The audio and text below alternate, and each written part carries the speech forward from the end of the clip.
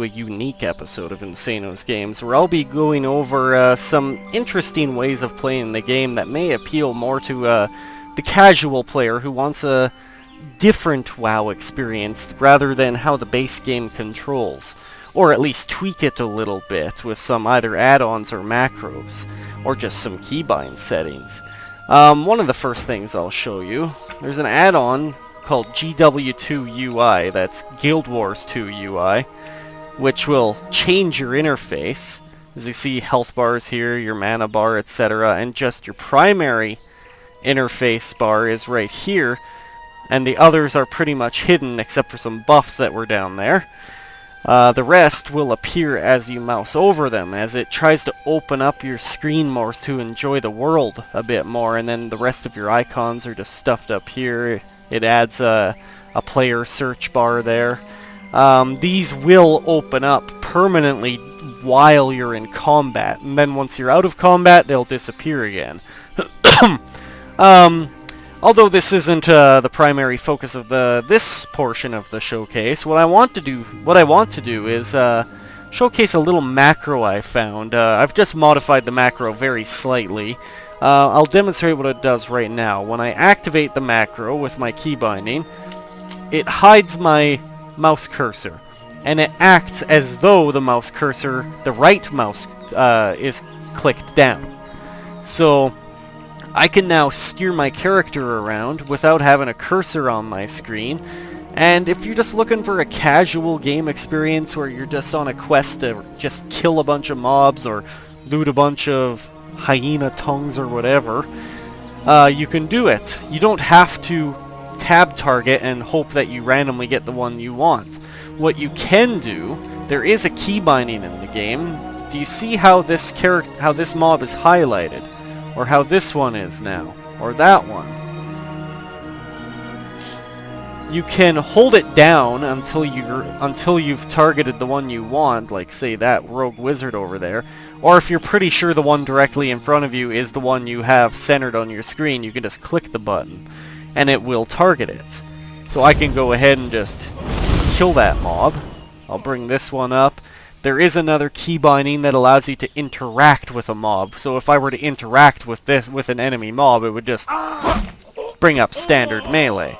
Now how do I loot them, you might be wondering? Well, there is yet another key binding to target the most recent enemy killed. So I've gone ahead and just done that with another key binding, and with that same interact button, I can now just automatically loot. As long as all your kills are within a certain range, you'll loot them all, and you won't have to bring up your mouse cursor at all, as long as you use your key bindings correctly and map things the way you want. To get out of this mode, you can either just reactivate that macro if you have it key binded, or he'll go ahead and activate it again here. You can just right click and it'll bring it up. Now that macro is this right here. I've named it no cursor. What it does is it simply acts as though you are holding down the right click, and for some added functionality, it's technically bringing up this accessibility motion pad, which has certain settings built in. And then what it promptly does is hide that little interface. So I am now capable of moving my character around as though I'm, say, in a first-person RPG, similar to, say, Skyrim or something. No, I'm not going to absolutely compare WoW to Skyrim here, but it's kind of leans the game a little bit more in that direction if that's your thing. And as for those key bindings I was talking about, I believe they're in targeting here. So target last hostile or target last target, whatever you want to set it up. Just for the sake of this video, I set that up to be G. And then down here, interact with mouse over won't work for you because your mouse is hidden, but you can interact with target. And I've just set up a couple buttons for the sake of the video to just do some testing. So that's the plain and simple way that I was able to just kind of change the game a little bit if you're looking for a slightly different playstyle. It may not be as intuitive as the base game for the vast majority of people, but if you really, really dislike the base game and having to hold down the right click to move and look around at the same time, then maybe this could be for you. That's pretty much the first little thing I wanted to showcase. Nothing super spectacular, but might be worth looking at. And while I'm at it, though, by the way, first thing I'll do is I'll go back to my standard interface, because that Guild Wars interface will interfere with the next thing I want to showcase. But before I carry on, this no cursor is something that I found on another YouTube channel centered more towards WoW stuff, and that would be Bellular Gaming. I definitely want to give a shout out to him for coming up with this. There was one extra little line on here which automatically set your character to auto run, and I've just gone ahead and removed that so you can just set it up as a toggle to switch playstyles. It's nothing game breaking or anything, or nothing super spectacular, game changing, but it could make a world of difference for somebody that just wants to play the game in a slightly different way. Now the next thing I want to showcase is this add-on called Console Port, which once again I discovered on Bellular Gaming's channel. Definitely a big shout out to him, he does a great job. Now I'm going to go ahead and pick up my Xbox 360 controller, USB style, that I've currently mapped to the game. You have to download another program called WoW Mapper in order to use this console one. And I've set it up so if I hit the start button, I can go ahead and bring up this menu. It automatically clicks if I were to load the D-pad. I'll go ahead and remove that. I can bring up my mouse cursor if I want by just clicking the right joystick. Now, you will also notice that there's not too many buttons down here available for me. I need a target. I'll just go ahead and remove my mouse cursor there. How I bring up more options is your left button and your left trigger.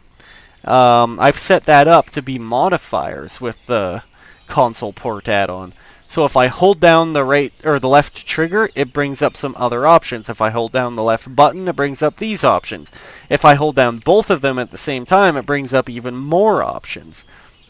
So I'm going to go ahead and hold down the left trigger. And in order to buff myself with Arcane Intellect, I can now select the down arrow on the D-pad. Or say the right arrow if I want to give myself my Molten Shield here.